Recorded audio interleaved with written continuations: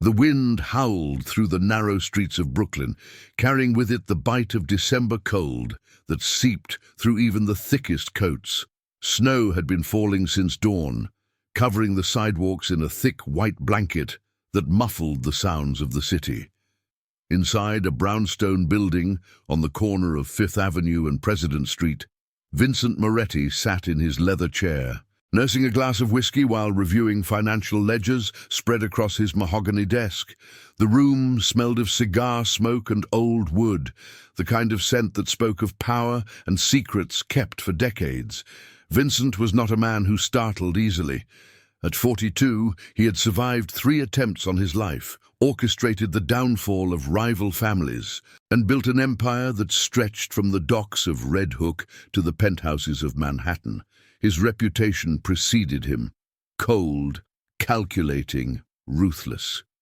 Those who worked for him knew better than to disturb him after midnight, unless the matter was life or death. So when the knock came at his door, soft and hesitant, he felt a flicker of irritation cross his face. "Come in," he said, his voice low and measured. The door remained closed. Another knock, more insistent this time. Vincent stood, his hand instinctively moving to the Glock tucked into his waistband. He crossed the room in 3 strides and pulled the door open, ready to deliver a sharp reprimand to whoever dared interrupt him. Instead, he found himself staring down at a little girl. She couldn't have been more than 7 years old. Her brown hair was tangled and damp from the snow, her thin jacket doing little to protect her from the cold. Her eyes were wide and red-rimmed, tears frozen on her cheeks. She looked up at him with a mixture of fear and desperation that made something twist uncomfortably in Vincent's chest. "Sir," she said, her voice trembling, "my mother hasn't woken up."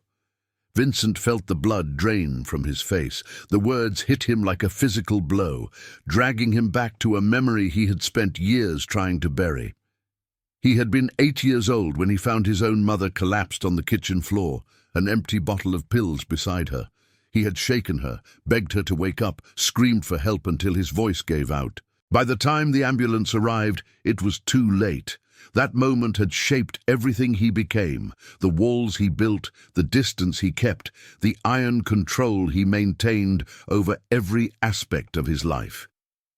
"Show me now," he whispered, his voice barely audible. The girl nodded and turned, her small hand reaching for his. Vincent hesitated for only a second before taking it. Her fingers were ice cold against his palm. He grabbed his coat from the rack near the door and followed her out into the night. The streets were nearly deserted, only a few cars passing by with their headlights cutting through the falling snow. The girl led him 3 blocks south, moving quickly despite her size. She didn't speak, didn't look back, just kept walking with a determination that reminded Vincent of soldiers he had known, people who had seen too much, too soon. They stopped in front of a decrepit apartment building, its brick facade crumbling, windows boarded up on the lower floors. This was the kind of place Vincent's men would use for meetings they didn't want recorded, transactions that needed to stay off the books. The girl pushed open the front door, which hung crooked on its hinges. The lobby smelled of mildew and urine, the fluorescent lights flickering overhead, casting everything in a sickly yellow glow. They climbed 4 flights of stairs, the girl's breathing growing labored but never slowing. Vincent's mind raced with possibilities, each one worse than the last: drug overdose, domestic violence, heart attack. He had seen all of it before, had been the cause of some of it, but this felt different. This was a child coming to him for help, not a business associate or a rival family member looking for leverage.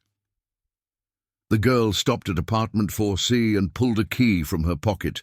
Her hands shook as she unlocked the door. Vincent stepped inside first, his instincts taking over. The apartment was small, a single room with a kitchenette in one corner and a bathroom visible through a half-open door. A mattress lay on the floor in the center of the room, covered with worn blankets, and on that mattress lay a woman in her early 30s, her face pale and her breathing shallow. Vincent knelt beside her, pressing 2 fingers to her neck. Her pulse was weak but present. He pulled back one of her eyelids and saw her pupils were constricted to pinpoints. The signs were unmistakable. He had seen this too many times in his line of work. His jaw tightened as he pulled out his phone and dialed a number he rarely used. "Marco," he said when the line connected, "I need Dr. Ricci at this address in 10 minutes. No questions, and bring blankets." He rattled off the location and hung up before his lieutenant could respond. The girl stood in the doorway, watching him with those impossibly large eyes. Vincent realized he didn't even know her name. He stood and walked over to her, crouching down to her level. Up close, he could see the shadows under her eyes, the way her clothes hung loose on her frame. This child had been taking care of her mother for longer than anyone should have to. "What's your name?" he asked, his voice gentler than it had been in years. "Emma," she whispered. "Emma, my name is Vincent. A doctor is coming to help your mother. But I need you to tell me, has she taken anything, any pills or needles?" Emma's lower lip trembled. "She said it would help her sleep. She's been so tired working 2 jobs. But she took the pills, and then she wouldn't wake up. I tried everything. I shook her, and I got cold water, and I even slapped her face like they do in movies, but nothing worked." Vincent felt that uncomfortable twist in his chest again, stronger this time. He reached out and placed a hand on Emma's shoulder. "You did the right thing coming to find me. Your mother is going to be okay." He had no idea if that was true, but the girl needed to hear it. She needed someone to tell her that the world wasn't ending, even if it felt like it was. The sound of footsteps echoed in the stairwell. Marco appeared in the doorway, followed by an older man carrying a medical bag.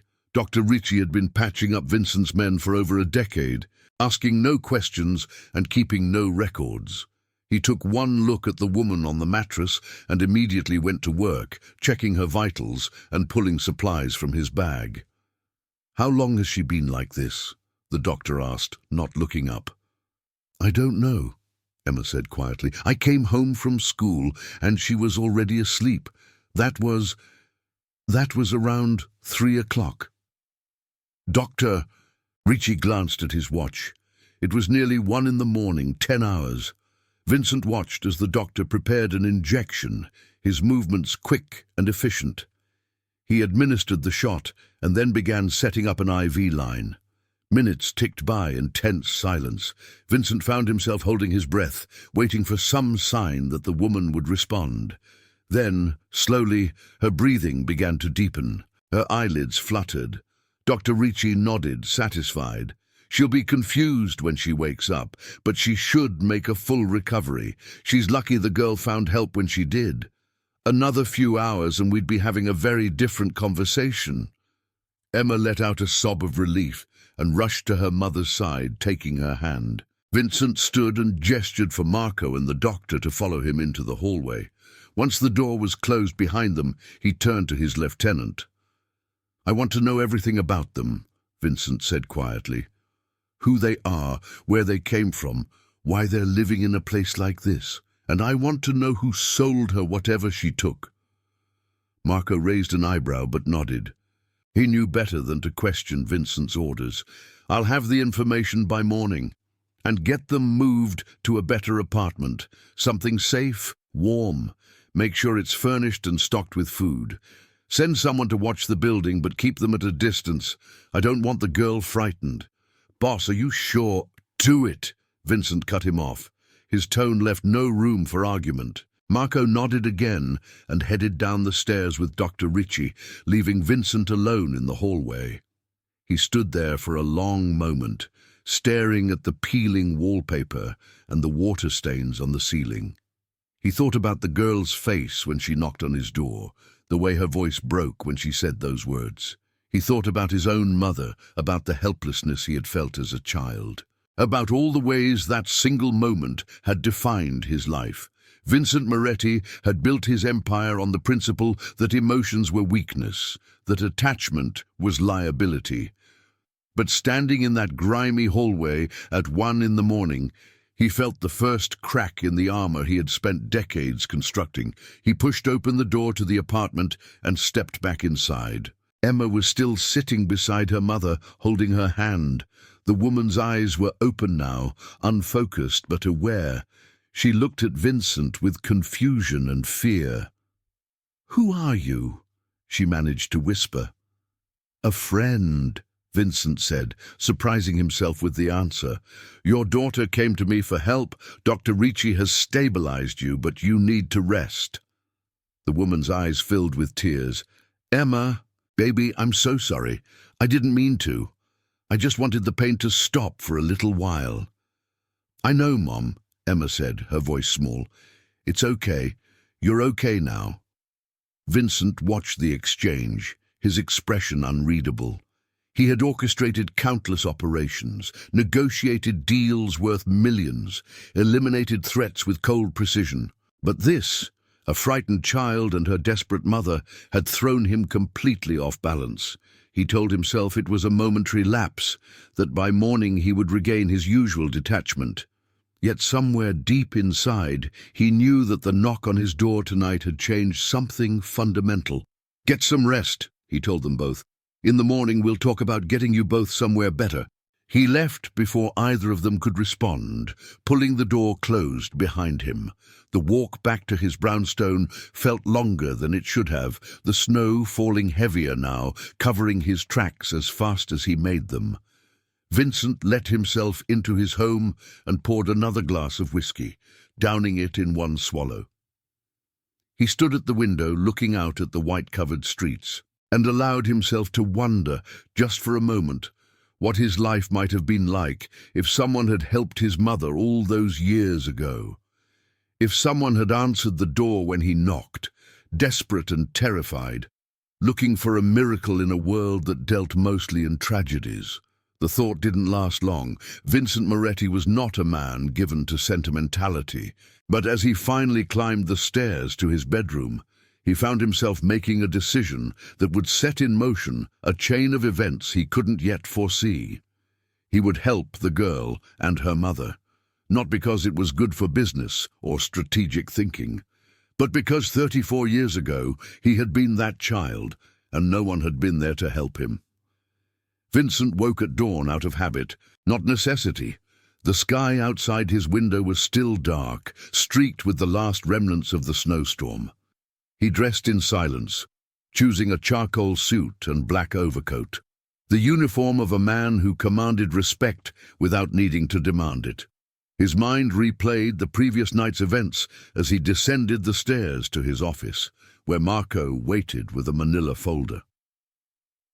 "You didn't sleep," Vincent observed, pouring himself coffee from the silver pot his housekeeper had prepared. "Neither did you," Marco replied, sliding the folder across the desk. "Everything you asked for." Vincent opened it and began reading. The woman's name was Claire Bennett, 33 years old, originally from Philadelphia. She had moved to New York 4 years ago after leaving an abusive relationship. No family to speak of, no support system. She worked 2 jobs, mornings at a diner in Park Slope, nights cleaning office buildings in Manhattan. Emma was her only child, 7 years old, enrolled at PS 321 Elementary School, where her grades were excellent despite frequent absences. The pills Claire had taken were prescription painkillers, likely obtained from one of the street dealers who operated in that neighborhood. Marco had already tracked down the supplier, a low-level dealer named Tommy Riggs, who worked for the Castellano family, one of Vincent's rivals. Vincent's jaw tightened as he processed this information. The Castellanos were pushing product into his territory, preying on desperate people like Claire who had nowhere else to turn. "What do you want me to do about Riggs?" Marco asked, reading Vincent's expression. "Nothing yet," Vincent said, closing the folder. "But I want surveillance on all Castellano operations in Brooklyn. If they're expanding, I need to know where and how." Marco nodded, making a note on his phone. "The apartment is ready. Clean building in Cobble Hill, 2 bedrooms, fully furnished. I had Maria stock the kitchen and buy clothes for the kid. Winter coat, boots, school supplies. The place is registered under a shell company. No connection to you. Good. What about security? Tony and Luca are rotating shifts. They'll stay outside, keep watch without making themselves obvious. If anyone from the Castellanos comes sniffing around, we'll know immediately. Vincent stood and walked to the window, watching the first light of dawn break over the Brooklyn skyline. The city was waking up. Delivery trucks rumbling down streets, early commuters hurrying to subway stations, pigeons gathering on fire escapes. This was his territory, built through decades of strategic moves and ruthless eliminations. Yet somewhere in all that power and control, he had forgotten what it felt like to simply help someone without calculating the return on investment. "I want to be there when they move," Vincent said. "Make sure Claire understands the arrangement." Marco raised an eyebrow but didn't question the decision.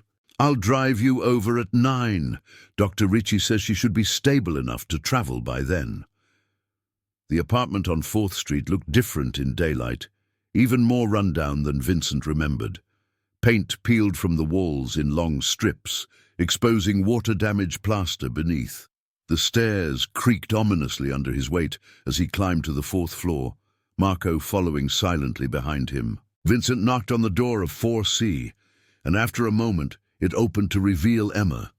She had changed into clean clothes, jeans and a pink sweater that looked too big for her small frame. "Mr. Vincent," she said, her voice uncertain. "My mom is awake." "That's good to hear, Emma. May we come in?" She stepped aside, allowing them to enter. The apartment looked even smaller in daylight. Claire sat on the edge of the mattress, wrapped in a blanket. Her hair was pulled back in a messy ponytail, and dark circles shadowed her eyes. She looked at Vincent with a mixture of gratitude and fear, the way people often did when they realized they owed something to a man like him. "Mr. Moretti," she said quietly, "Emma told me what you did. Thank you for saving my life." Vincent crossed the room and pulled up the only chair, sitting so he could meet her eyes at her level. "Claire, I'm not going to pretend last night didn't happen. You took enough pills to stop your heart.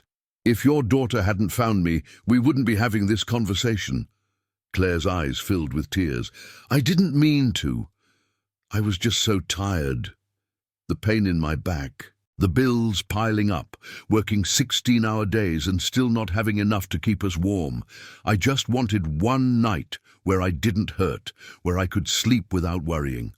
I only took 3 pills. I swear I didn't mean to take more."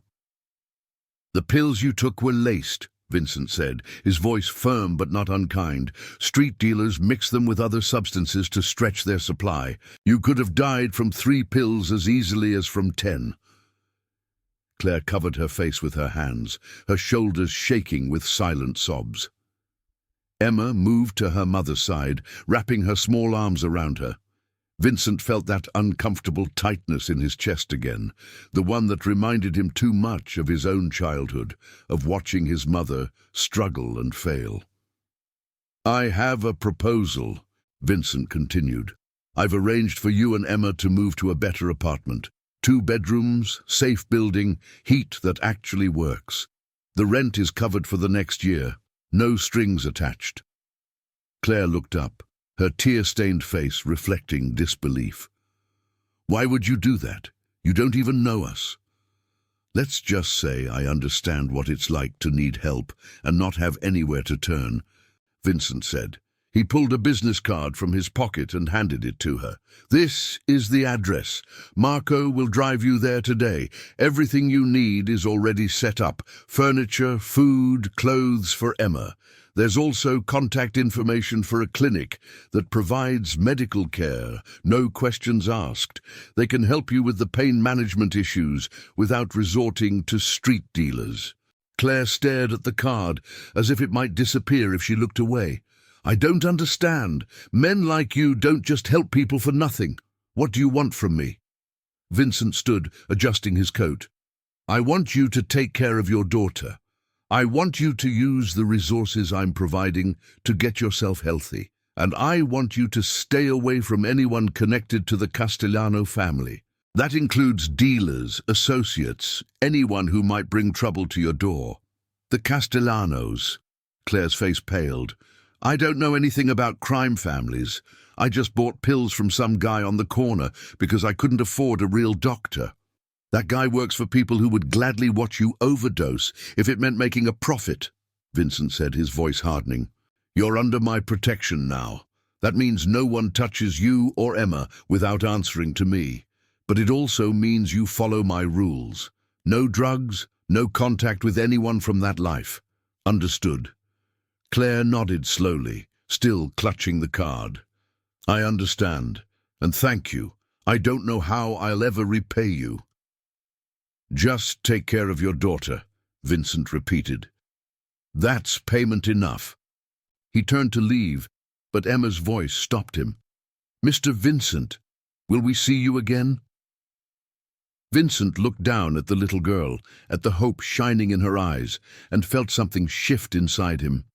For 20 years, he had carefully constructed walls around his emotions, ensuring that nothing and no one could reach the vulnerable parts of himself he had buried after his mother's death.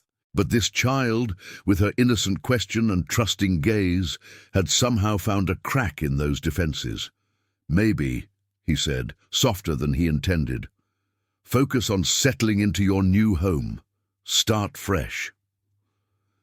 Marco was quiet during the drive back to the brownstone. Vincent stared out the window, watching the city pass by in a blur of grey buildings and dirty snow. He knew what his lieutenant was thinking, that this was a mistake, that getting emotionally involved with civilians was a weakness that could be exploited. Marco would be right, of course. In their world, compassion was currency that bought you nothing but trouble. But Vincent couldn't shake the image of Emma standing in his doorway, desperate and terrified. He couldn't forget the way Claire had looked at him with hope, despite having every reason to be afraid. These were people who had slipped through the cracks of society, invisible to everyone except those who would prey on them. Vincent had spent his entire adult life being one of those predators. Maybe it was time to be something else, even if just for a moment. You're thinking too loud, Marco said, finally breaking the silence. The Castellanos, Vincent said. They're getting bolder, pushing product into neighborhoods they know are mine. This isn't just about one dealer. They're testing me. So what do you want to do? Vincent's expression hardened. Send a message. Nothing violent yet, just a reminder of whose territory this is. Shut down their distribution points in Brooklyn. Make sure word gets back to Sal Castellano that I'm not interested in sharing. And if they push back? Then we escalate, Vincent said simply. But carefully. I don't want civilians caught in the crossfire. Marco gave him a sideways glance. Since when do you worry about civilians? Since last night, Vincent admitted. Things change, Marco, even for people like us. The rest of the day passed in meetings and phone calls, the usual business of running a criminal empire. Vincent reviewed financial reports, approved new operations, dealt with disputes between his various crews. On the surface, everything was normal, but beneath that facade, his mind kept drifting back to the apartment on 4th Street, to the little girl who had knocked on his door looking for a miracle. By evening, he found himself standing outside the new apartment building in Cobble Hill. He told himself he was just checking on the security arrangements, making sure Tony and Luca were positioned properly. But the truth was more complicated than that. He wanted to see if Claire and Emma were settling in, if they were safe, if the shadows under Emma's eyes might start to fade. He didn't go inside. Instead, he watched from across the street as lights flickered on in the second-floor apartment. Through the window, he could see movement. Emma jumping on what must be her new bed. Claire laughing at something, the sound carried faintly through the cold air, a reminder that normal life still existed somewhere beyond the darkness he inhabited daily. Vincent's phone buzzed. A text from one of his captains. Castellano warehouse on Atlantic Avenue, shipment arriving at midnight. This was the opportunity he needed to send his message. He typed a quick response, authorizing the operation, then pocketed the phone and turned away from the apartment building.